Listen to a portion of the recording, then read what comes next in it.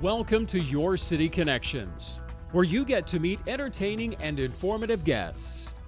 Guests such as an artist with a brush or with a camera, and guest with a violin. City Connections, providing insightful interviews with favorite son Lieutenant Governor Todd Lamb. To city commissioners, the mayor. Interviews with a rodeo queen, to beauty queen, and even a NBA player. Now, join Steve Keim as he discusses another engaging topic on City Connections. Hello again and welcome to City Connections. I'm Steve Keim. Thank you for joining me. And I'm really excited about our special guest today. I don't know if you'd call me a history buff, but I do like history, and especially Oklahoma history. And what I'm holding in my hand is a piece of history. We could go back to probably 1910, and it says OKLA 5579. So it's a license tag for possibly a Model T. So if you have a Model T and you're missing your tag, I may have it right here. But I want to welcome to the Enid Television Network studios, Gus Oliver. Gus, welcome. Good morning. It's good to have you. Welcome, coming over from Tulsa. So this is around probably 1910, 1912. You've got a 1914 tag. Gus is well-versed in the Oklahoma tag, and so our show today will feature from 1900 all the way up to current day on the license tag. Gus, tell me a little bit about this. You said something earlier before we started the show that people kind of made their own tag. They got a number or something, but they made their own tag. Yes, that people that lived in towns were often issued had to purchase a tag, such as one I'm holding that was from Tulsa. But if you lived in the country or you were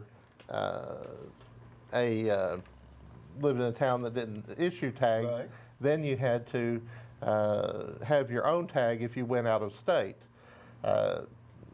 In state, you didn't need one, but if you went out of state, you were required to have a tag. And it's interesting. I wouldn't even give it any thought about, well, if I don't have to have a tag here in Oklahoma and I'm going to go to Texas, no big deal. But you're telling me it was a big deal because other states required you to have tags. So, right.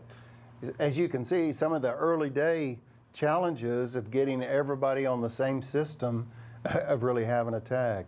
Now, this is the actual 1914 tag, is that correct? Yes, that's a 1914 tag from the city of Tulsa. It was never used, so it's in probably the best condition of any that exists. There's only probably 24 known to exist that have survived, even though there was about 1,000 or more made. Yeah, well, it's very impressive, and it's a good-looking tag.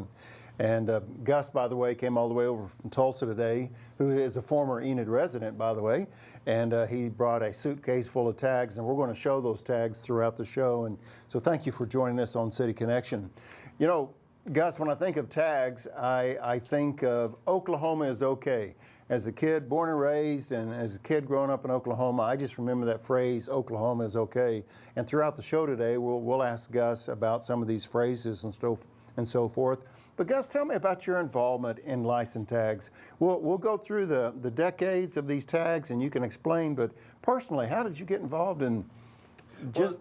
Well, as a kid, I found two pairs of old Texas tags of my grandfather's farm. Okay. And what year were those, you think? That was 1930. Well, okay. And that year, Texas they were marked front and rear. Okay. And of course, he'd cut one end off of one of the front tags to make a shim for something, and he'd cut part of the rear tag of the other pair.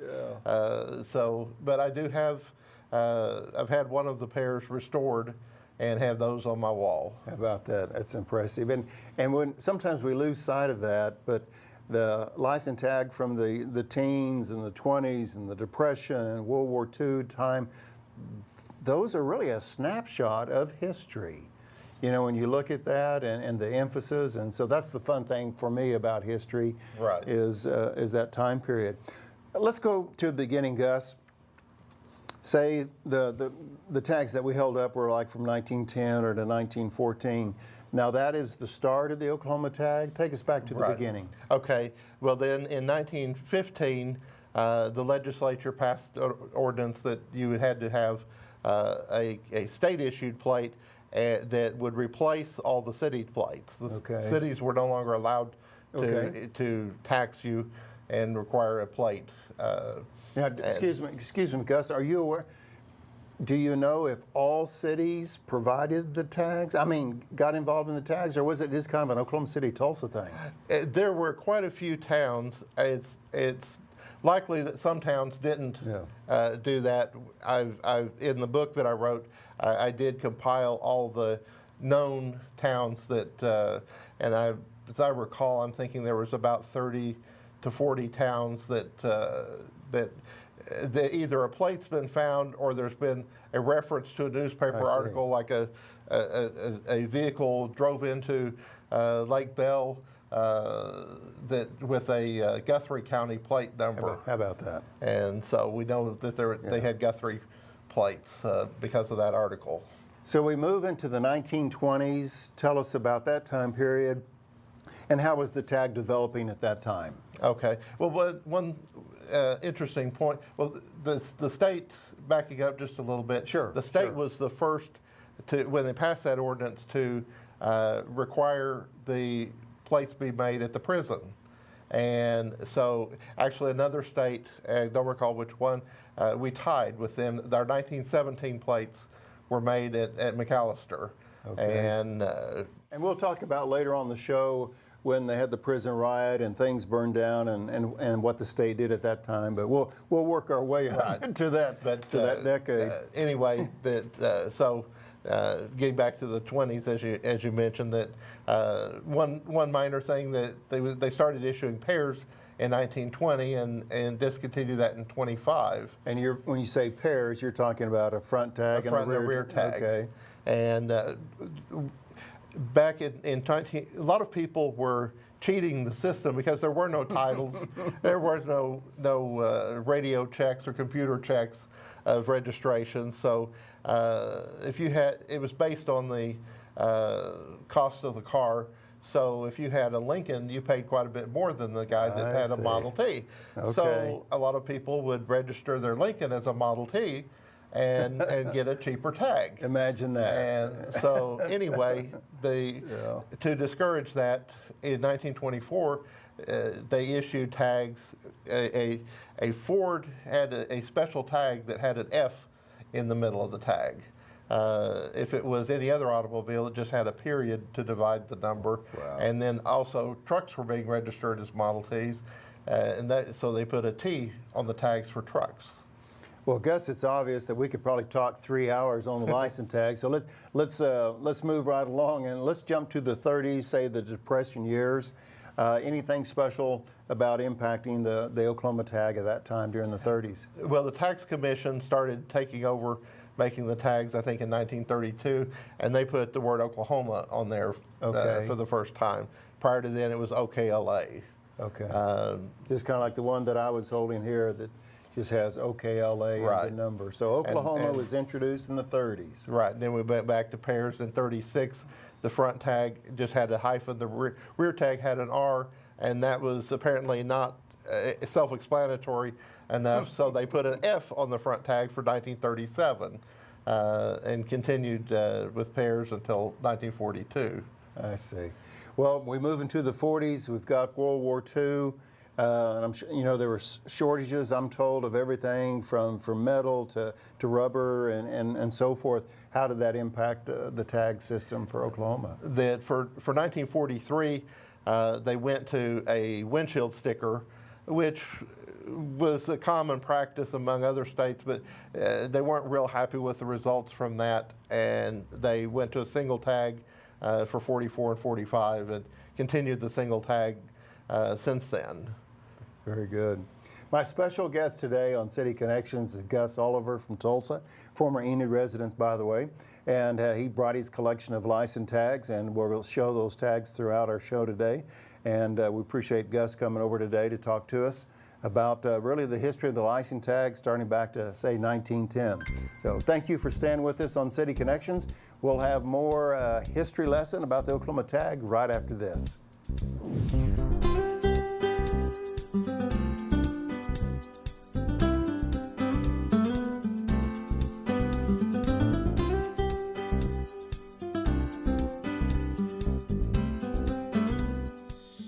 Welcome back to City Connections, and welcome back to our Oklahoma tag show, if you will.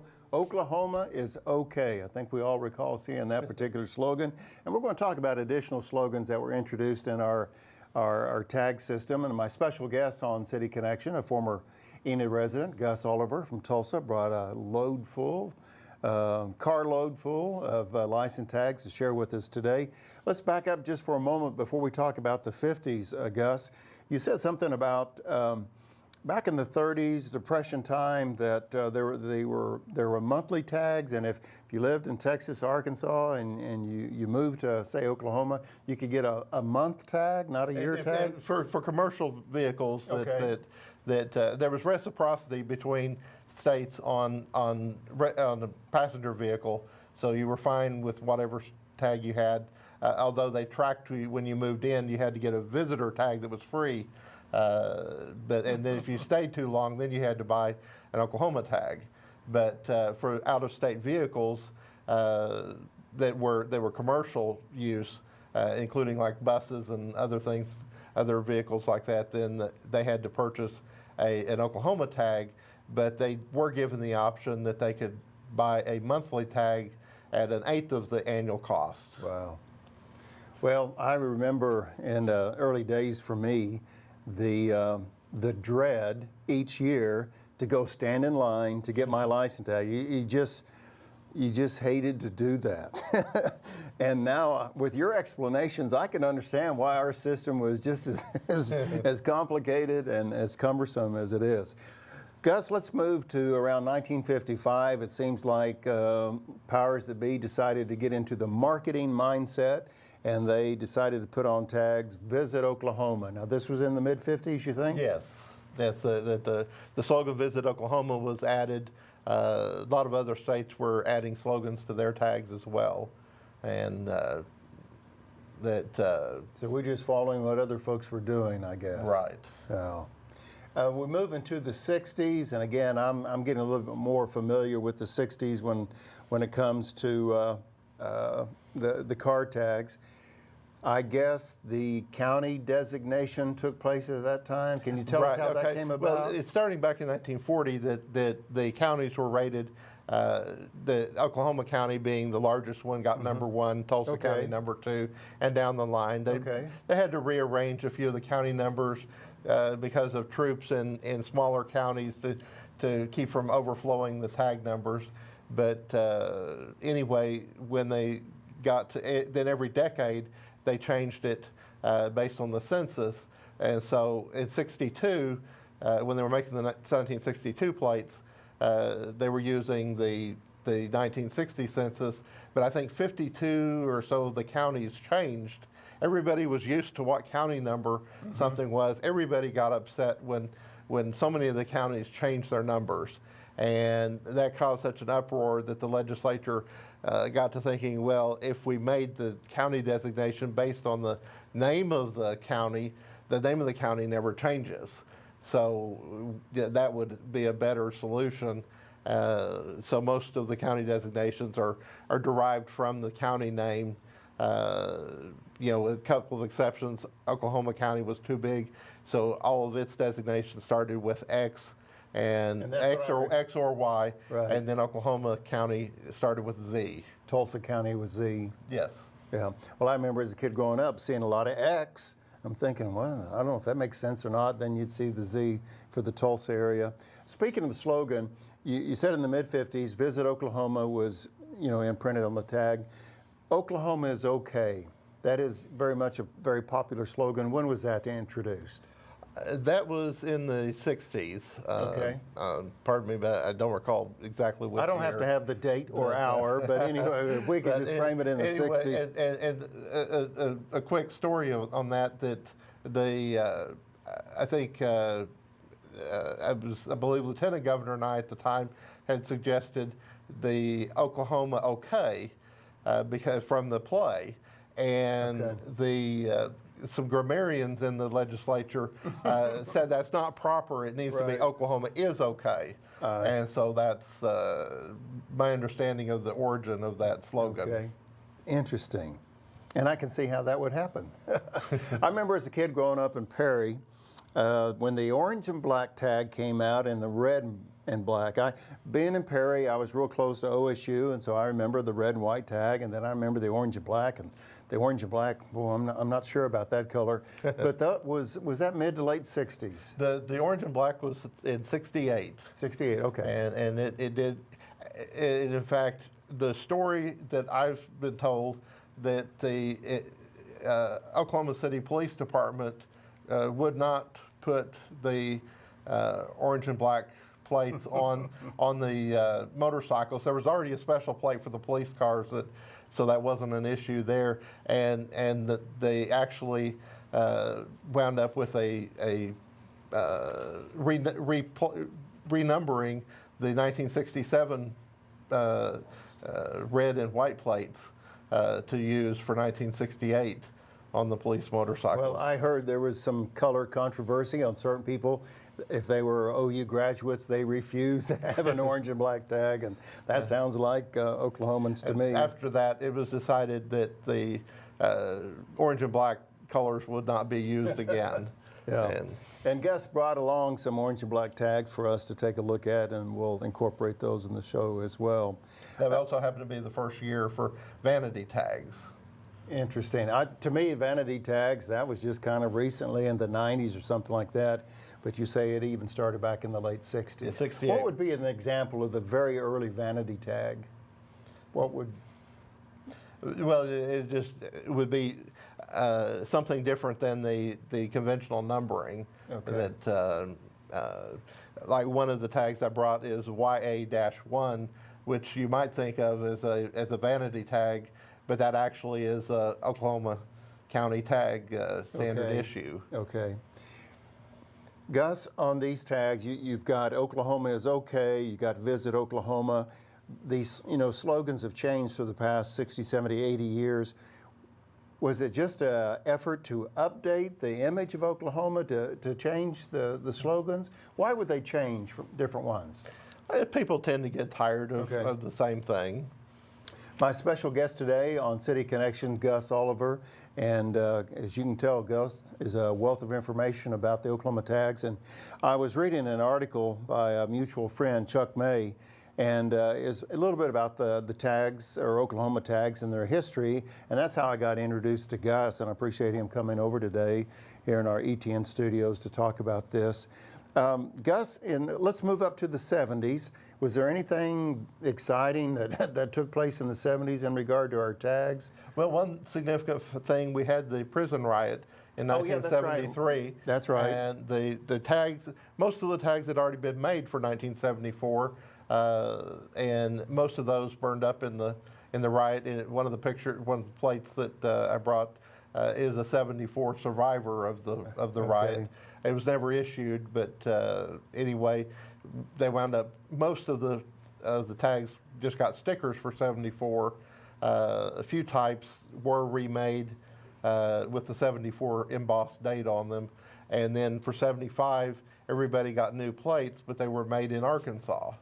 And then by 76, the tag plant had been rebuilt, and we got tags then, and even they're not the fanciest bicentennial plates of the states, but at least we got bicentennial on our plate, so we celebrated somewhat with the rest of the nation. And I remember seeing that bicentennial on the tags, and thank you for bringing me back to the 70s, because the first radio station that I worked at was down in McAllister, and I started to work at McAllister, the radio station, right after that prison riot.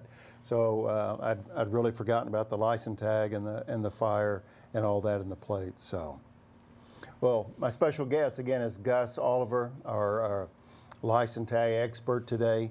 And Gus, I appreciate all this information. We got a few more decades to go, so we'll talk to Gus and we'll talk about the 80s, the 90s, and current license tags, and we'll do that on City Connections right after this.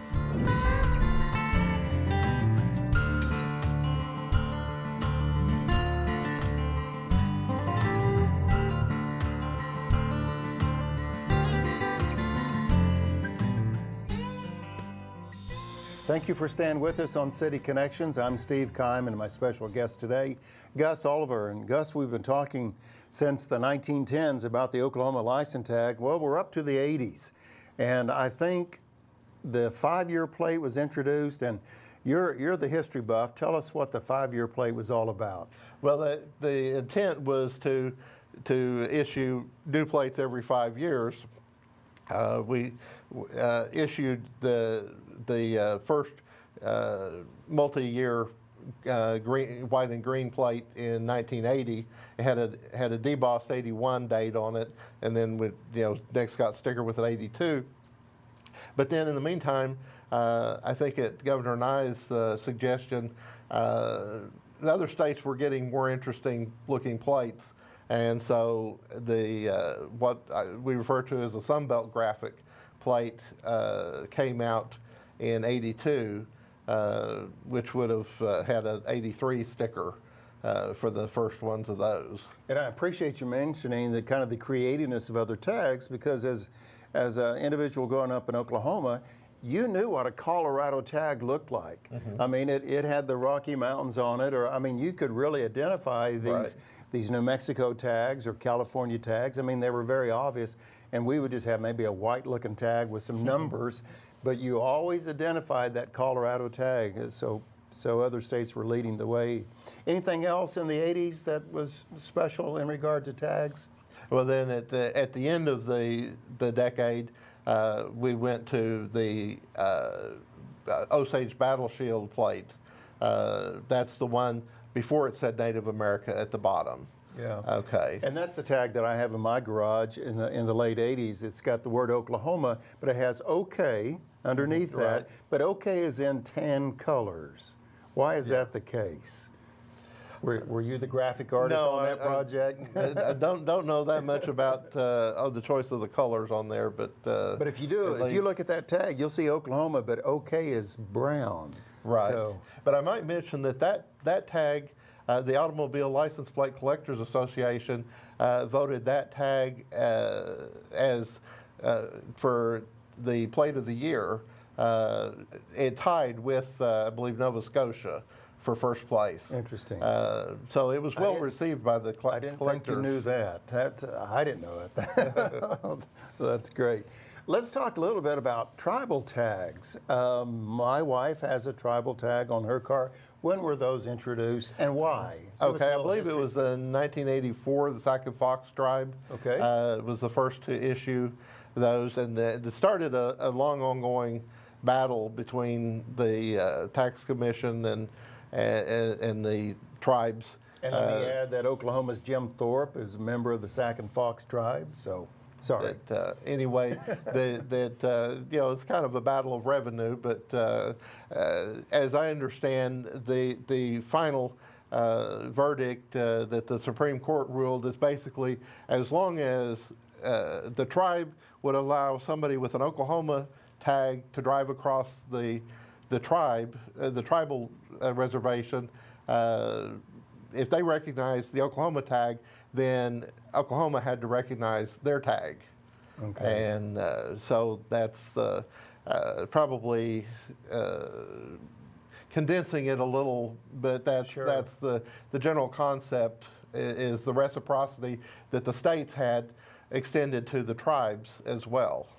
So we're saying in the 80s, the tribal tags appeared, and Sac and Fox was the first to go. Do we know how many today, here in 2016, Gus, how many tribal tags there are? How many different Let's see. I did a big. I did at the Automobile Collectors Convention in 2009. I did a big display of all the Oklahoma tribal tags. Okay. There were 29 at the time. Oh, wow. And since then, we've added Kaw, Choctaw, and Chickasaw. Okay. So there's at least 32. Very good. I had no idea that many. Let's talk a little bit more about the vanity plates or the uniqueness of that. As you see, there's tags supporting, say, wounded warriors, firefighter tags, police. I mean, the list goes on. When did that really take hold? That was probably through the efforts of the legislature, right, to allow. Right. What really started all this? There were a few specialty tags back in some states back as early as in the 70s, but the Challenger, Florida issued a special tag in memory of the Challenger and raising funds for the space program and such, and that proved to be highly successful, and that it opened the Pandora's box.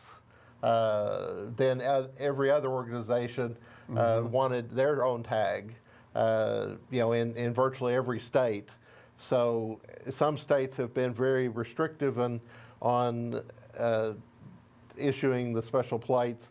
Other states have been extremely loose about it. I think Maryland has maybe 1,500 different tags available.